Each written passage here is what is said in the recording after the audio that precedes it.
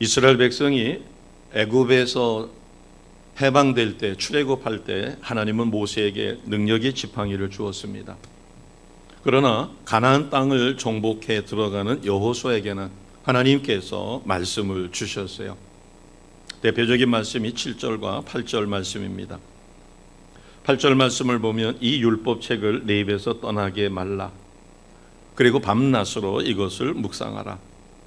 그렇게 하면 그 안에 기록된 것을 다 지켜 행할 수 있게 될 텐데 그러면 내 길이 평탄할 뿐만 아니라 형통할 것이다 라고 약속해 주신 것입니다. 우리가 여호수아의 삶을 압니다. 모세는 하나님 앞에 한 번 책망받은 바가 있죠. 반석을 명하여 물을 내라 했었을 때 전번처럼 반석을 쳐서 물을 냈을 때, 그래서 하나님은 느보산까지 인도하시고 적과 꿀이 흐르는 가나안을 보내주시면서 적과 꿀이 흐르는 가나안 땅은 모세는 들어가지 못했습니다. 그러나 모세를 40년 동안이나 모셨던 여호수아는 가나안 땅을 정복할 때 하나님께서 그가 형통할 수 있게 하셨는데 그 형통의 비결이 말씀을 깊이 깨닫고 그 말씀을 가슴에 새기고 그 말씀 따라 행하였기 때문에, 그래서 우리는 이것을 말씀 묵상이다 이렇게도 이야기합니다. 여호수아가 형통할 수 있는 비결이 말씀에 있었어요. 모세는 바로에게 서야 되기 때문에 바로가 보고 확신할 수 있는 기적의 지팡이가 필요했습니다. 그러나 이스라엘 백성에게는 적과 꿀이 흐르는 가나안으로 들어갈 때는 그들이 오랫동안 하나님의 말씀으로 훈련되고 그 말씀대로 살아져야 되기 때문에, 그래야만 습성이 형성되고 바른 신앙을 할 수 있기 때문에 말씀을 강조해 주신 것입니다. 하나님께서는 천지를 창조할 때 말씀으로 창조하셨죠. 그리고 하나님의 말씀은 살아있고 운동력이 있어서 그 말씀을 깊이 묵상하고 말씀에 감동받아 말씀 따라 살게 되면 반드시 하나님의 은혜를 누리게 되고 형통하는 삶을 사는 것입니다. 말씀을 깊이 묵상할 때 우리는 얻어지는 여러 가지 유익이 있는데 그 중에 가장 귀한 것은 하나님의 지혜를 얻는 것입니다. 솔로몬이 지혜를 구했을 때 하나님은 더없이 기뻐하시고 그가 구하지 않은 장수의 복도 주시고 그 다음에 큰 영광을 누릴 수 있는 이와 같은 구하지 않는 복까지 주셨습니다. 왜 하나님은 지혜를 구하는 것을 이토록 기뻐하실까?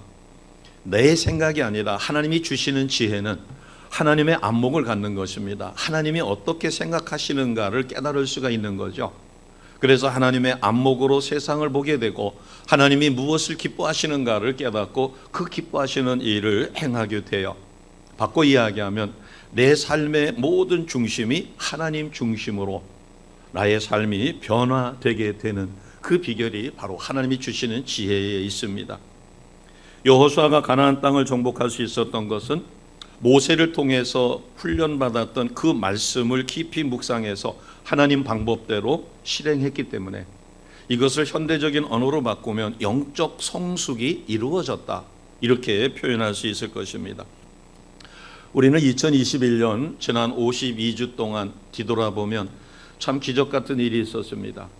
저희가 채무로 인해서 많은 어려움을 겪고 있을 때 하나님은 정말 기적 같은 방법으로 옛 성전을 매각하고 이곳으로 옮겨오게 하셨고, 또 이곳에 와서 일주일 이내에 리모델링과 모든 것을 하고 이전을 해야 되는 상황에서 하나님은 또 한 달의 여유를 줘도 불가능한 것을 일주일 만에 행하실 수 있도록 그렇게 해주셨고, 또 이것을 돕는 손길을 붙여주셨고, 그 돕는 손길은 우리에게는 은혜가 됐고 하나님께 영광을 돌렸습니다. 시편 우리가 암송하고 있는 1편 1절에서 3절을 봐도 이 말씀 묵상이 말씀 따라 사는 삶이 얼마나 중요한가를 가르쳐 줍니다. 자, 1절에서 3절까지 우리가 같이 선포하겠습니다. 같이 합니다. 복 있는 사람은 악인들의 꾀를 따르지 아니하며 죄인들의 길에 서지 아니하며 오만한 자들의 자리에 앉지 아니하고 오직 여호와의 율법을 즐거워하여 그의 율법을 주야로 묵상하는도다. 그는 시냇가에 심은 나무가 철을 따라 열매를 맺으며 그 잎사귀가 마르지 아니한 같으니 그가 하는 모든 일이 다 형통하리로다. 아멘. 시냇가에 심은 나무가 수분을 빨아들여서 잎이 무성하고 열매를 맺을 수 있는 그 비결이 어디에 있는가? 그것은 물을 빨아들이듯이 말씀을 먹는 것이죠. 그것은 2절에 있습니다. 2절을 다시 한번 보여주세요. 같이 합니다. 오직 여호와의 율법을 즐거워하여 그의 율법을 주야로 묵상하는도다. 하나님의 말씀을 기뻐하는 거죠. 즐거워하는 거죠. 그리고 그 말씀을 밤낮 묵상해서 마음에 새기는 것입니다. 여호수아가 형통할 수 있는 비결을 우리는 7절과 8절에서 세 가지를 얻고자 합니다. 먼저 7절, 8절 눈으로 보시겠습니다. 첫 번째 비결이 강하고 극히 담대해서 율법을 다 지켜 행하고 우로나 좌로나 치우치지 않는 것입니다. 형통의 비결 첫 번째, 강하고 극히 담대하여 율법을 다 지켜 행하고 우로나 좌로나 치우치지 않는 것. 두 번째는 8절에 있습니다. 이 율법책을 내 입에서 떠나게 하지 말며 주야로 그것을 묵상하라. 그리고 마지막 세 번째는 8절 끝부분입니다. 그 안에 기록된 대로 다 지켜 행하라. 오늘 이 세 가지 말씀을 우리가 차례대로 살펴보도록 하겠습니다. 첫 번째 주신 비결이 강하고 담대할 뿐만 아니라 이 율법을 다 지켜 행하고 우로나 좌로나 치우치지 말라는 것입니다. 전쟁을 해서 그 땅을 점령하는 것은 한순간에 할 수가 있습니다. 더군다나 하나님의 능력이 임하기 때문에. 그러나 그 땅을 정복한 다음에 그 땅에서 오랫동안 살아가면서 하나님의 뜻을 이루어야 되죠. 그런데 이스라엘 백성은 목축하던 사람들입니다. 이동하면서 목축을 하고, 그런데 가나안 땅, 적과 꿀이 흐르는 가나안 땅에 들어가면 정착을 하게 돼요. 저보지 않는 농사를 짓습니다. 농사는 우격다짐으로 안 되죠. 누군가에게 기술을 배워야 돼요.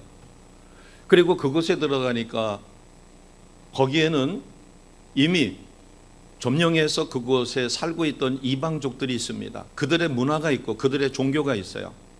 그래서 하나님은 이스라엘 사람들이, 이스라엘 백성이 적과 꿀이 흐르는 가나안으로 들어가서 그 땅을 정복한 다음에 그들을 모두 쫓아내되 그들 문화에 동화되지 않도록, 그래서 하나님 기뻐하시는 삶, 하나님 말씀 따라 철저하게 사라지는 그와 같은 신앙생활, 바꿔 이야기하면 영적 성숙이 필요했기 때문에 그 영적 성숙은 능력의 지팡이로 되어지는 것이 아니라 말씀을 매일 묵상하고 그 말씀대로 살아지려고 철저히 훈련하는 과정에서 터득되어지는 거기 때문에 여호수아에게는 말씀을 강조하셨고 말씀을 주신 것입니다. 여호수아는 백성들에게 말씀을 가르쳐야 됐었어요.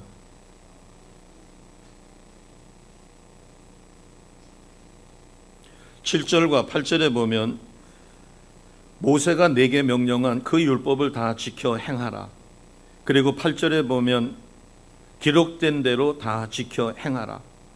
이것은 백성뿐만 아니라 여호수아 자신에게, 특히 여호수아는 이 백성에게 말씀을 가르쳐야 됐어요.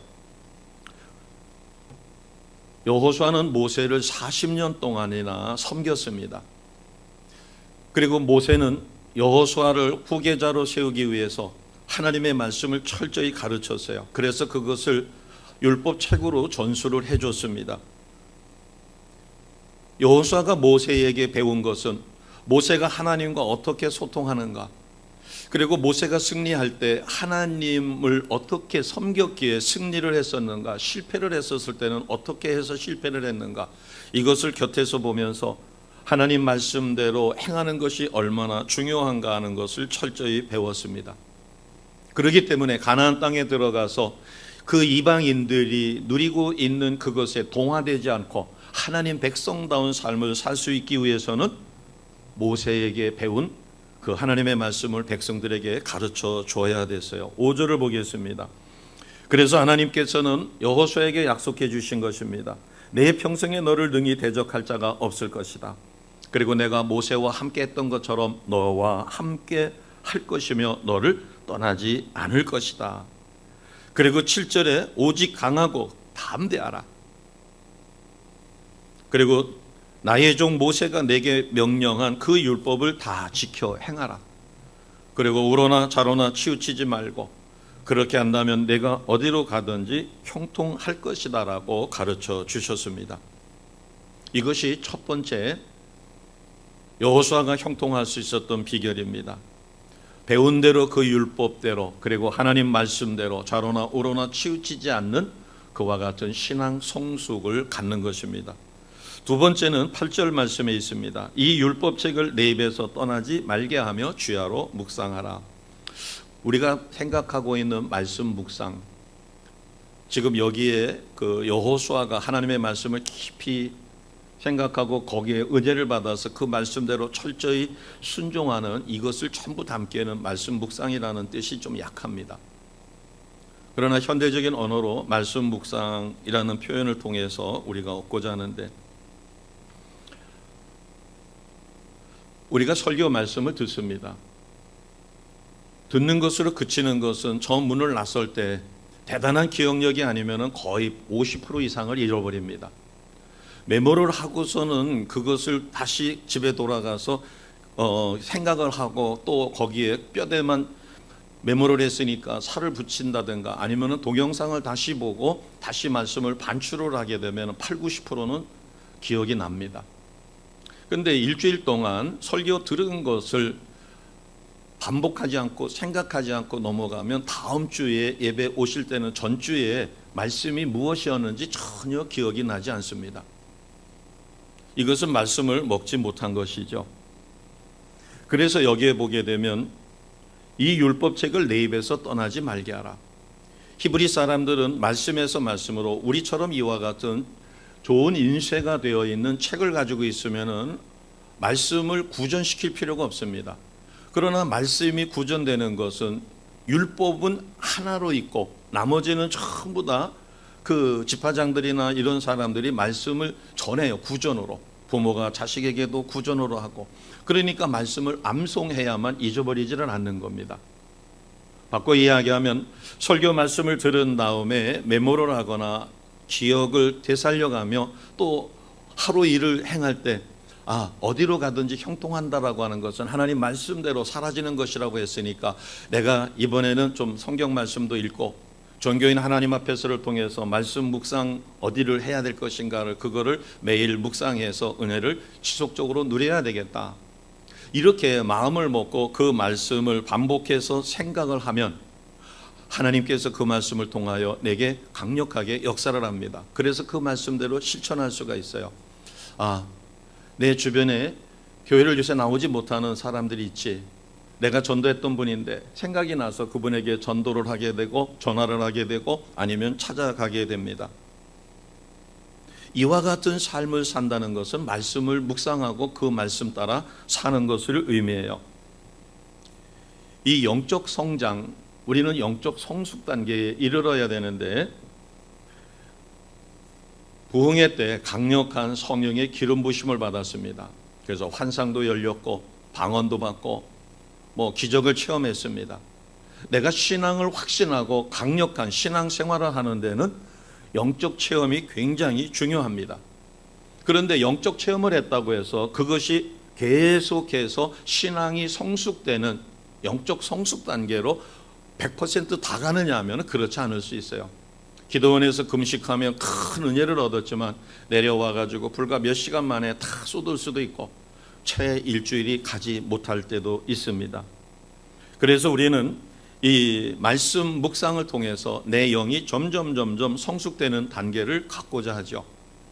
지난 52주를 생각해 보시고 이제 내년을 계획할 때는 하나님의 말씀을 깊이 묵상해서 내 영이 성숙되는 그와 같은 은혜를 여호수아에게 주셨던 어디로 가든지 형통하는 복을 누리시기를 주님의 이름으로 축복합니다.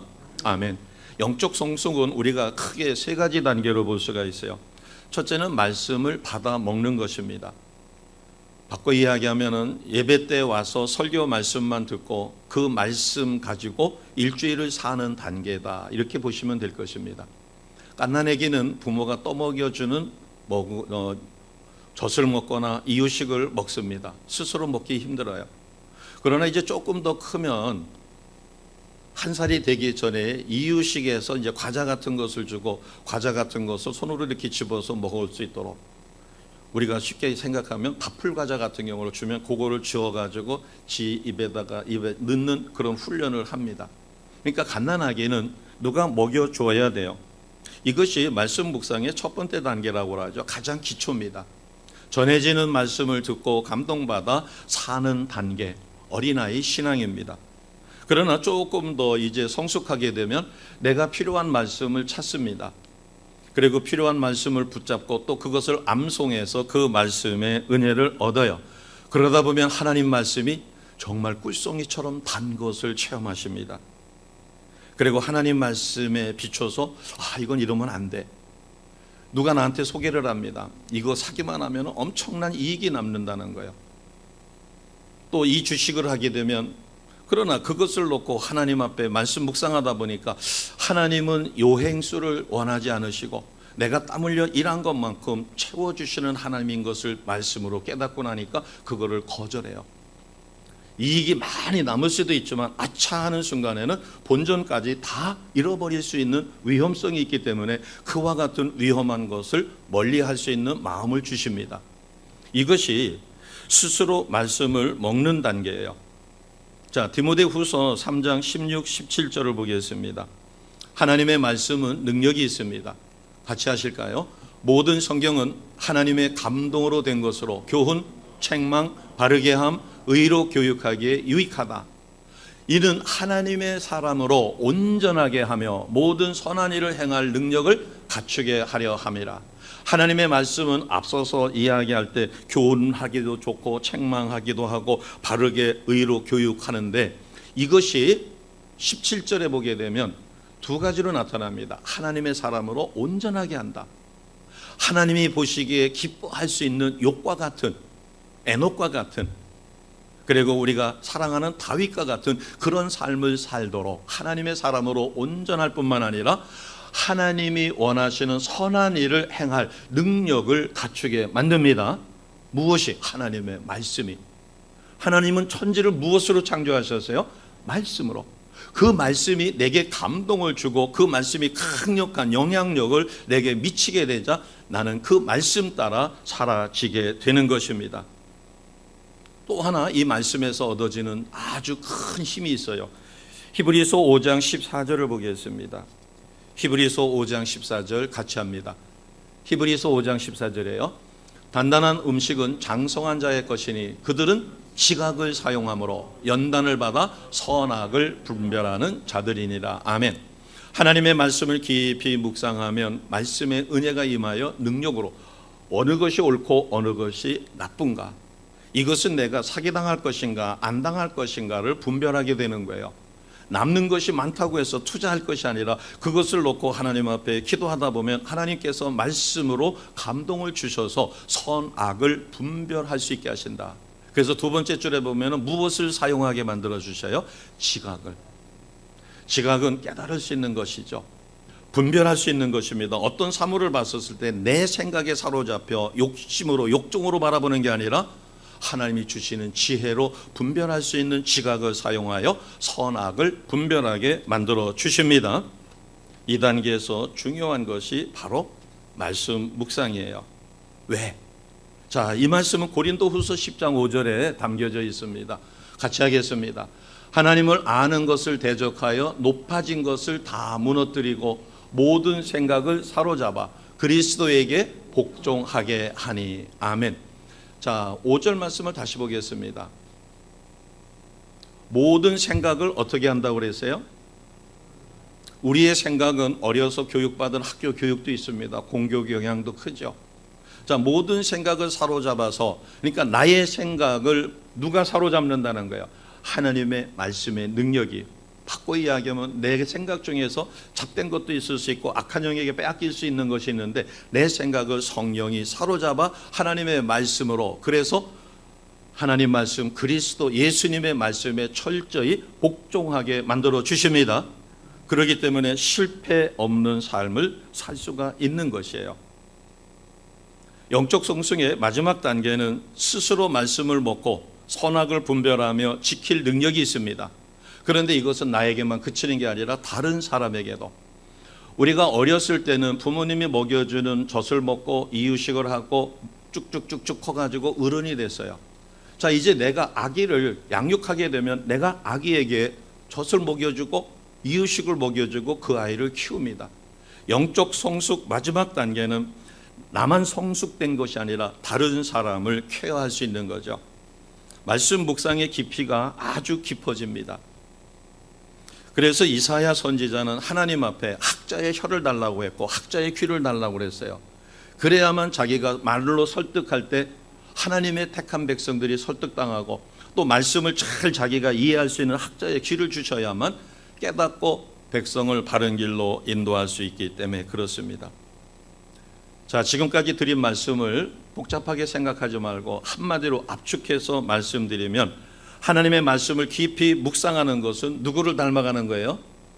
말씀의 초점은 어디예요? 보이지 않는 하나님을 보이는 하나님으로 이 땅에 오신 분이 예수님이십니다. 성탄에 주러 오셨고 우리를 위하여 십자가에 죽으셨고 그리고 우리에게 말씀을 가르쳐 주셨고 제자들을 통하여 말씀이 전수되게 하셨어요. 그러니까 우리가 말씀을 깊이 묵상한다는 것은 결국 한마디로 이야기하면 누구를 닮아가는 거예요? 그렇죠. 말씀 묵상을 통해서 감동받아 결국은 예수님을 닮아가는 삶. 하나님 입장에서 이야기하면 하나님의 무엇을 회복하는 거예요? 하나님의 형상을 회복하는 것입니다. 지금까지 장황하게 말씀드린 것을 압축해서 엑기스만 우리가 뽑는다면 말씀 묵상과 말씀을 깊이 생각하고 말씀의 능력으로 내가 누구를 닮아가는 거예요? 예수님을 닮아가는 거예요. 무엇을 회복하는 거예요? 하나님의 형상을. 에덴 동산에서 하나님이 타락하기 이전에 주셨던 그 형상을 회복하는 것입니다. 이것을 우리는 온전한 영적 성숙 단계, 더 나아가서는 성화와 영화의 단계에 이르는 것이다, 이렇게 이야기합니다. 자, 이것을 다르게 이야기하면 처음에는 내가 열심히 있어가지고 하나님의 말씀을 붙잡습니다. 그리고 하나님의 말씀대로 살려고 굉장히 노력을 해요. 그리고 때로는 허벅지를 찌르고 끓어오르는 정욕을 다스리려고 찬물을 머리에다가 끼얹기도 하고 그렇게 열심히 합니다. 그런데 한계가 있어요. 실패해요. 자꾸 넘어져요. 말씀 붙들고 살려고 했더니 나중에 깨닫는 것은 내가 이렇게 연약한가? 이렇게 내가 눈에 보이는 정욕 하나도 다스리지 못하는가? 내가 전화 한 통화로 내 마음이 이렇게 헝클어져 가지고 그 헝클어진 마음 하나도 못 다스리는 이와 같은 나약한 존재인가? 나중에 탄식하게 돼. 오호라, 나는 곤고한 자다. 말씀을 부여잡고 살려고 하는데 부여잡고 살려고 하면 할수록 힘든 것을 깨닫게 돼요. 이것이 초보 단계라고 우리가 볼 수 있습니다. 말씀을 붙잡고 사는 단계예요. 그런데 그렇게 노력하다 보면 어느 순간 성령의 감동으로 하나님의 은혜가 임하여 이제는 내가 말씀을 붙잡고 말씀을 쫓아가는 게 아니라 누가 나를 붙잡아 주셔요? 하나님의 말씀이 나를 붙드십니다. 말씀이 나를 사로잡아서 말씀대로 나를 이끌어 주셔가지고 하고 뒤돌아보니까 내가 말씀을 붙잡고 말씀에 대롱대롱 매달려가지고 살려고 하는 게 아니라 말씀이 나를 붙잡고 말씀 속에 내가 은혜를 누리고 감사하며 기뻐하며 말씀으로 말씀 따라 사는 삶이 이거구나라고 하는 것을 깨닫게 만들어 주셔요. 이걸 좀 더 다르게 표현을 드리면 탁구를 배울 때 저는 동네에서 교회에서 탁구를 배웠습니다. 근데 누가 가르치는 사람이 없어가지고 이렇게 치다 보니까 어떻게 하면 이긴다는 게 배워요. 그거를 이제 탁구 전문 용어로 똑딱볼이라고 그래요. 똑딱 해가지고 이기는 방법만 배우는 거예요. 그래서 서브도 누가 가르쳐 준 게 아니니까 이렇게 치고 저렇게 쳐가지고 이기는 쪽에 탁구를 쳐요. 그런데 코치나 선수들에게 제대로 배웠던 후배가 처음에는 같이 치면 이깁니다, 제가. 그런데 나중에 제대로 배워가지고 쭉쭉 길게 탁탁 치는 거에는 나중에 가서 한계가 와요. 아무리 내가 열심히 해도 늘질 않아요. 그래가지고 잘 치는 사람이 그렇게 이야기합니다. 똑딱볼을 배우고 처음부터 배워라. 그래가지고 탁구 라켓을 이렇게 잡고 손은 이렇게 잡고 해가지고서는 그 전에 잡는 법도 몰라가지고 움켜잡았던 것을 이렇게 잡아라 해가지고 귀 있는 데로다가 올라가라 해서 폼을 가르쳐 줍니다. 이걸 실전에다가 써먹으려면 그거 생각하랴 이거 하랴 안 맞아요. 그러다 보니까 조금 가면은 시합할 때 되면 똑딱볼 또 나와요. 그러면 야단치죠. 그렇게 하지 말라고. 그러나 어느 순간 탁구 라켓을 이렇게 해가지고 공 없이 연습했던 것이 나중에 몸에 익고 시간이 지나면서 이것이 익숙해지면 그 놀라운 기술이 내 몸에 흡수가 돼가지고 즉각 반응을 하는데 똑딱볼이 아니라 제대로 배운, 그래서 서브도 그다음에 상대방의 서브를 받을 때도 이게 몸에 익숙해지니까 이제는 배웠던 것이 훨씬 좋다라는 것을 깨닫게 됩니다. 처음에 익히는 과정이 힘들었지만 그것을 인내하고 익혔을 때 똑딱볼이 아니라 제대로 배운 서브의 실력을 발휘하게 되어 탁구의 실력이 활등하게 늘어납니다. 우리가 하나님 말씀대로 산다고 했을 때 처음에는 말씀을 부여잡고 살아요. 말씀 따라가려고 무진 애를 써요. 그러나 번번이 실패합니다. 그러나 하나님의 은혜 가운데 이제는 우리가 말씀을 붙잡고 사는 단계가 아니라 말씀에 사로잡혀 살게 될 때 우리는 그 안에서 자유와 기쁨과 풍요로움을 누리게 됩니다. 적극적인 신앙생활을 하시던 분들 중에 열심히 살려고 합니다. 애를 씁니다. 헌신, 봉사, 충성, 예배 안 빠집니다. 말씀 암송합니다. 그런데도 기쁨이 없어요. 그리고 벅찬 감격을 누리지 못합니다. 머리로는 이해가 돼요. 나는 구원받았어. 그래, 나는 구원의 확신이 있어. 그래, 나는 구원의 감격을 누려야 돼. 누려야 되지 누리지를 못하고 있어요. 왜 그럴까요?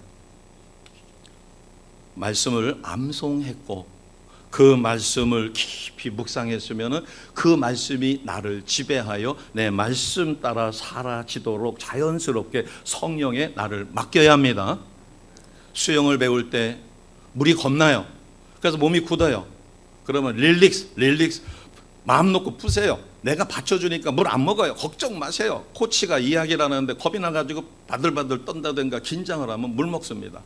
그러나 맡기면 배영을 배울 때 물에 뜨는 것을 체험해요. 근데 코치가 손을 놨는데도 몸이 떠 있어요. 놓지 마세요. 아니에요. 이미 몸이 이제 익혀가지고 손을 놔도 물 안 먹어요. 몸이 떠 있어요. 하나님의 말씀의 세계가 거의 비슷해요. 우리가 적극적으로 능동적으로 내가 무엇을 해보려고 열심히 하는 것은 아름답습니다. 하나님도 기뻐하셔요. 그러나 그것은 낮은 단계의 신앙이에요. 우리가 진짜 말씀 가운데 사라지는 기쁨과 감격과 보람을 느끼시려면 말씀이 나를 붙잡고 가는 신앙의 성숙 단계로 우리가 성장하셔야 합니다. 그럴 때 8절의 약속이 이루어지는 것이에요. 8절을 보시면 맨 마지막 중간 부분입니다. 그 안에 기록된 대로 다 지켜 행하라. 처음에는 어렵지만 말씀에 익숙해지고 성령의 강력한 감동에 계속 훈련받으면 말씀 따라 사는 것이 제일 편하다는 걸 느껴요. 내가 처음 가는 길 내비보다 내가 더 잘 안다고 해가지고 가다가 실패할 수 있어요. 더디지만 내비가 꼭 지름길을 가르쳐 주는 것은 아니지만 내비 따라가면 목적지를 가는 데는 지장이 없습니다. 뭐 삥삥 돌든 어떻든 간에.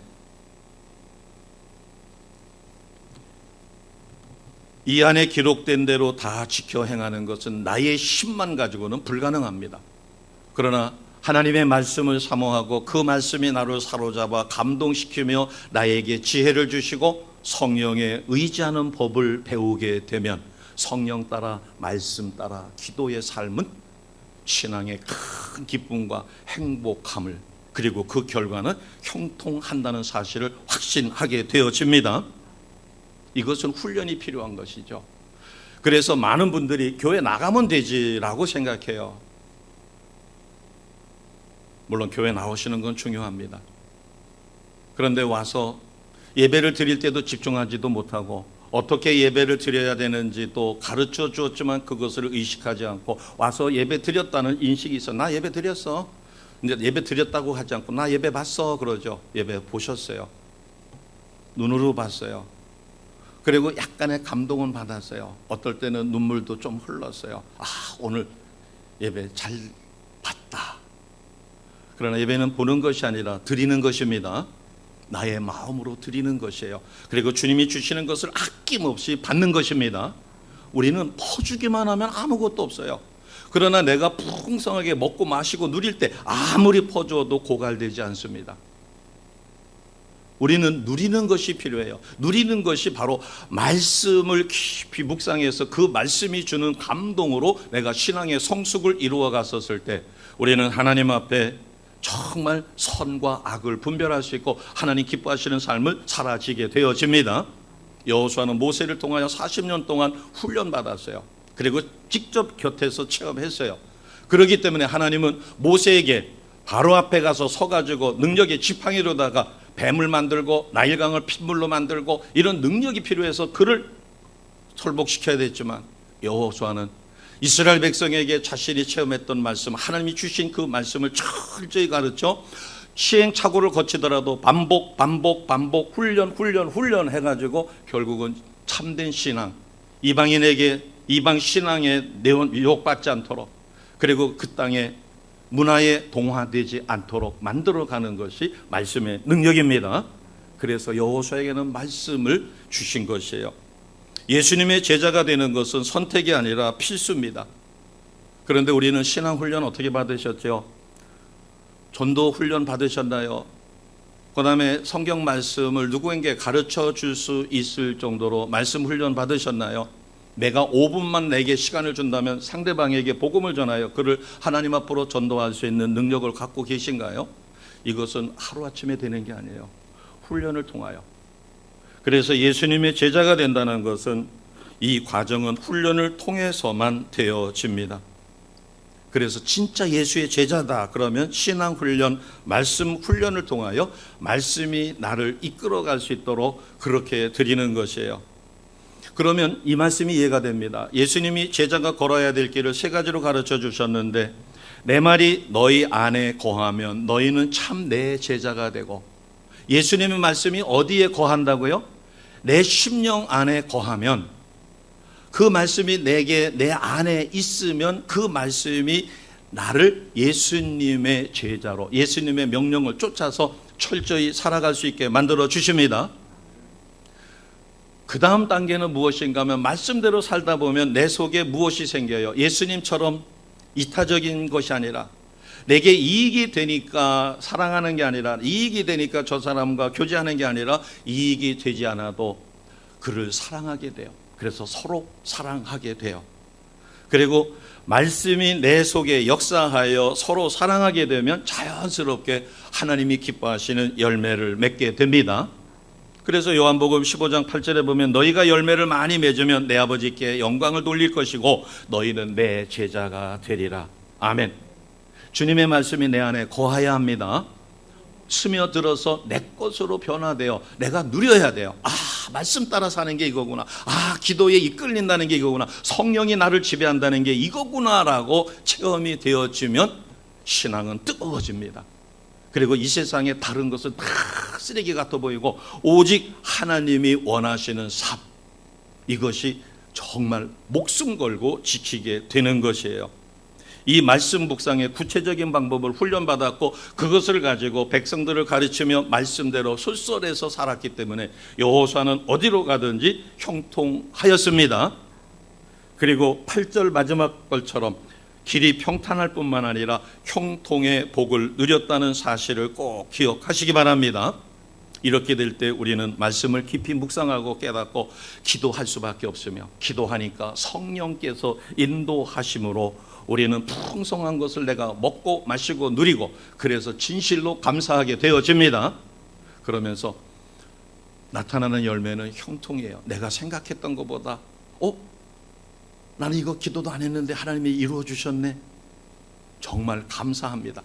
아주 작은 것에서부터 큰 것으로 2021년 은혜 가운데 우리가 마무리하시고 2022년에는 하나님이 우리와 함께 하심으로 어디로 가든지 형통하는 삶을 또 누리시기를 주 예수 이름으로 축복합니다.